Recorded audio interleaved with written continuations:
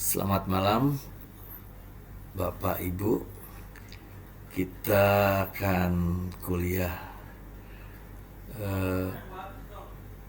terkait bahasa dan terminologi hukum. Kita akan lanjut. Ini adalah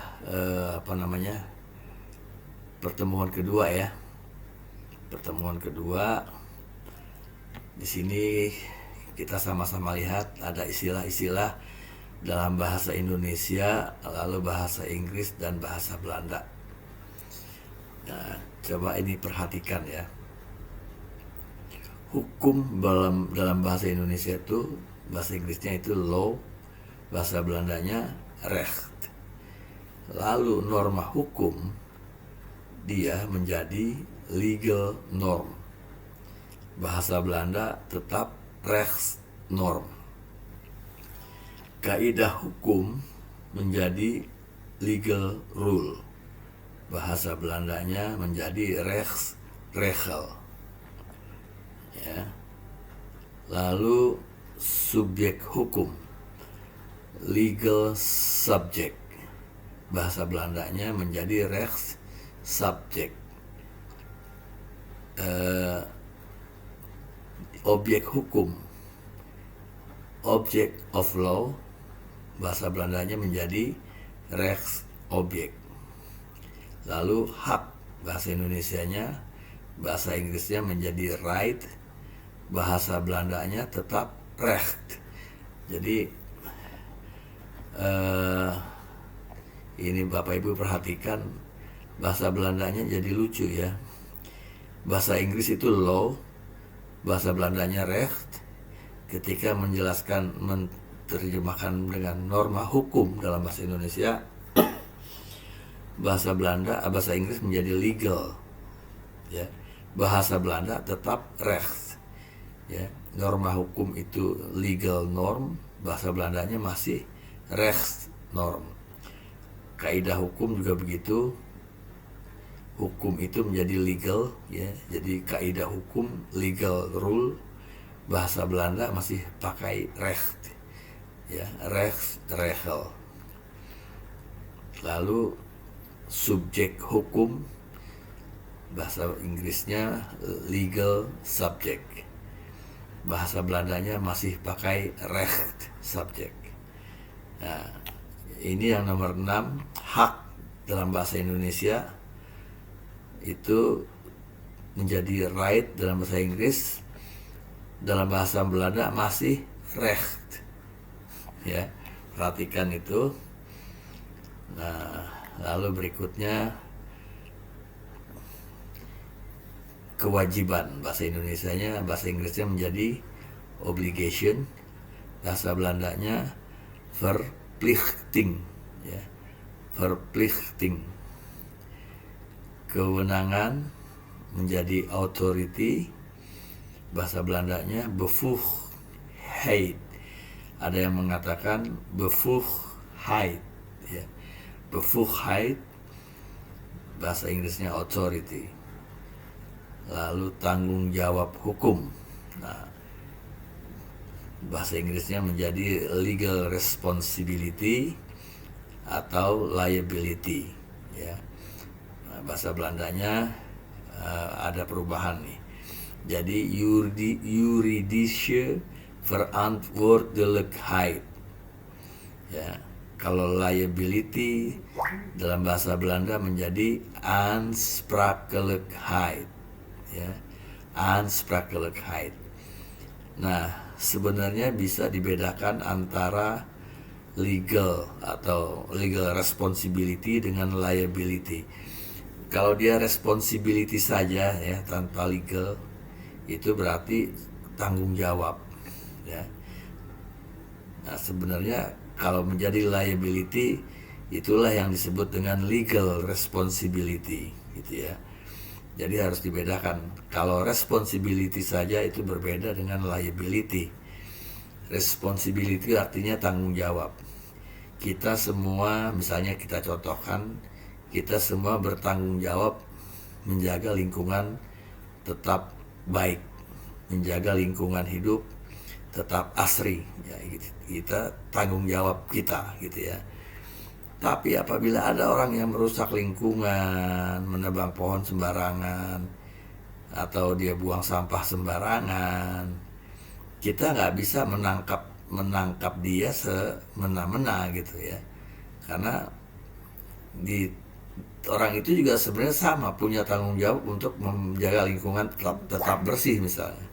Tapi kalau dia buang sampah sembarangan, kita nggak bisa mengenakan orang itu sanksi kan begitu. Nah, tapi kalau liability itu ada kewajiban yang sifatnya berakibat pada hukum gitu ya. Jadi liability itu kalau diterjemahkan ke dalam bahasa Indonesia adalah tanggung gugat gitu ya. Tanggung gugat itu liability. Tapi kalau tanggung jawab saja itu responsibility. Nah, jadi kalau liability itu ada kewajiban menanggung akibat hukum atas suatu perbuatan atau keadaan. Misalnya orang itu prestasi dalam perjanjian misalnya, itu dia kena bahasanya adalah liability, ya, bukan responsibility.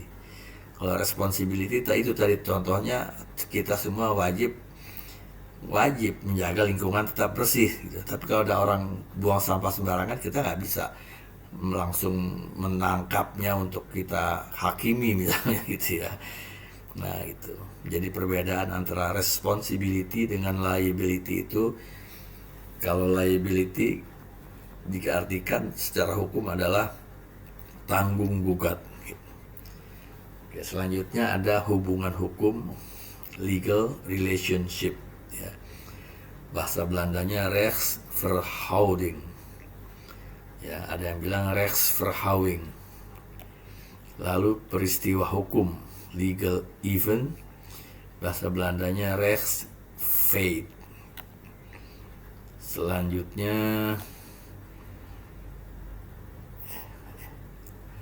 adalah fakta hukum atau legal fact.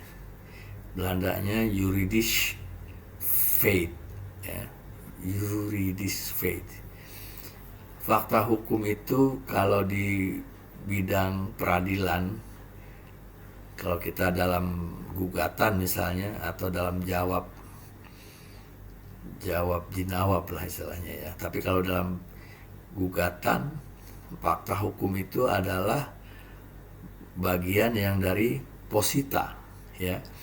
Di dalam posita itu kita menjelaskan fakta-fakta hukum apa yang menyebabkan misalnya kita menggugat seorang gitu ya, atas satu badan hukum. Yaitu posita. Lalu tuntutannya atau gugatannya adalah petitum gitu ya.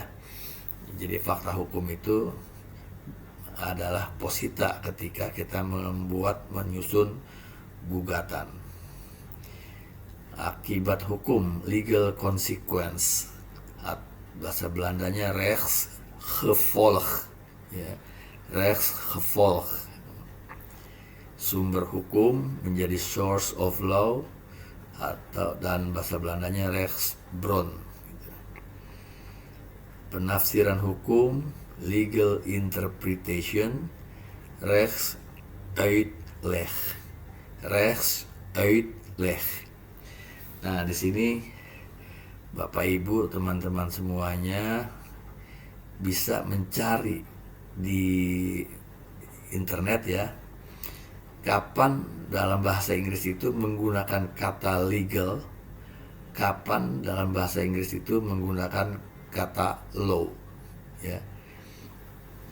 Ya, kapan legal, kapan kita menggunakan kata law dalam satu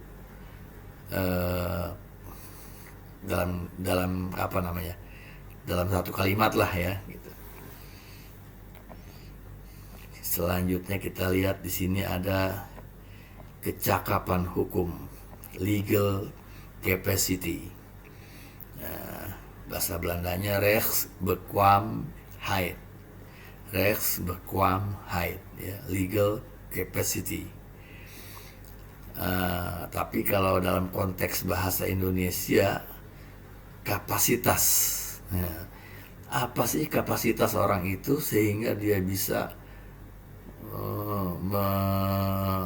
misalnya memberhentikan sebuah satu kegiatan, ya, apa kapasitas dia sehingga dia bisa menghentikan satu kegiatan nasional misalnya.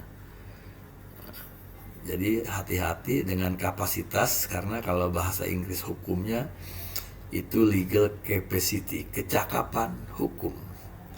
Tapi kalau dalam konteks bahasa Indonesia yang lain, apa kapasitasnya? Yaitu kapasitas bisa berarti beberapa hal, ya.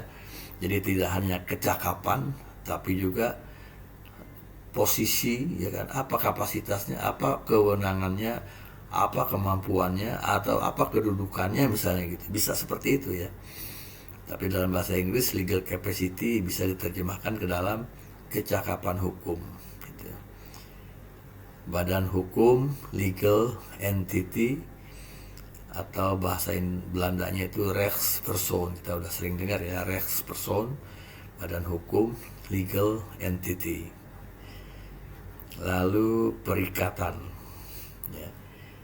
Obligation atau legal bond, bahasa Belandanya verbintenis. Lalu apa bedanya nih perikatan dengan perjanjian? Di sini kan disebutkan perikatan itu adalah hubungan hukum yang menimbulkan hak pada satu pihak dan kewajiban pada pihak lain. Nah, padahal kontrak atau perjanjian itu pun sama, ya, hubungan hukum yang menimbulkan hak pada satu pihak dan kewajiban pada pihak lain.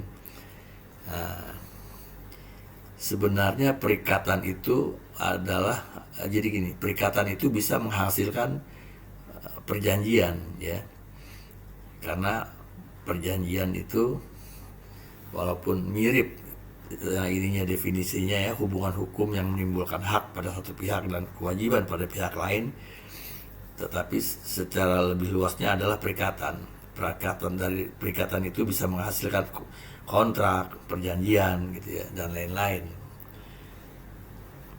Nah, ini PR untuk Bapak Ibu, perbedaannya perjanjian dengan kontrak itu apa?